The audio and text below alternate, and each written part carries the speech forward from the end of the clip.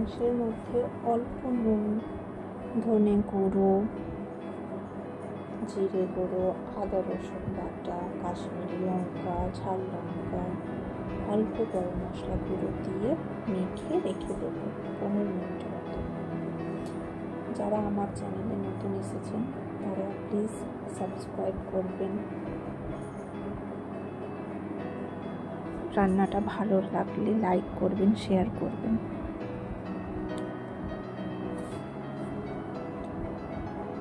পেঁয়াজটা এভাবে কেটে নেব, পাপড়িগুলো আলাদা আলাদা করে খুলে নেব। কড়াটা গরম করতে দিয়ে দিয়েছি। কড়া গরম হয়ে গেলে তার মধ্যে পরিমাণ মতো সর্ষের তেল দেব।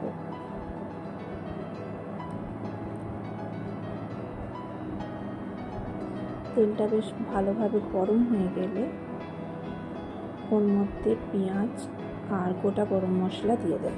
গোটা গরম মশলার মধ্যে এলাচ আর দারচিনি দিয়েছি, আর কিছু দিইনি খুব। আর আমার ছেলে ঝাল খেতে পারে না, যার জন্য ঝাল লঙ্কাটাও খুব অল্প পরিমাণেই দিই।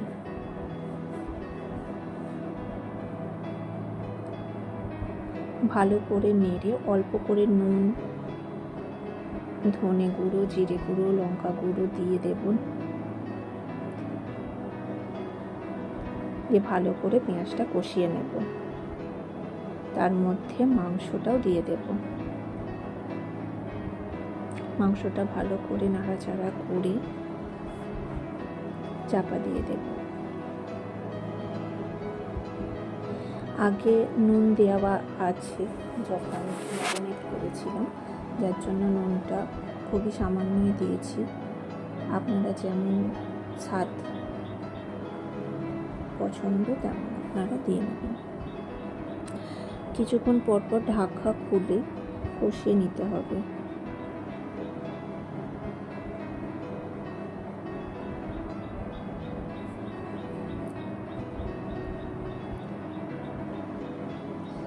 অনেকটা জল বেরিয়েছে, আবার ভালো করে নেড়ে দেব। মাংসটাও গলে এসেছে, পেঁয়াজটাও গলে এসেছে।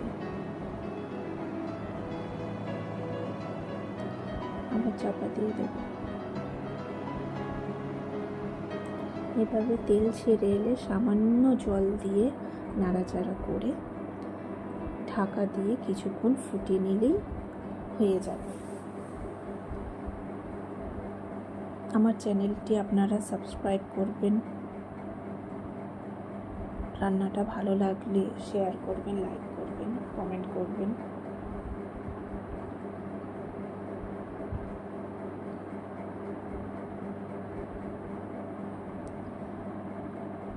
রান্না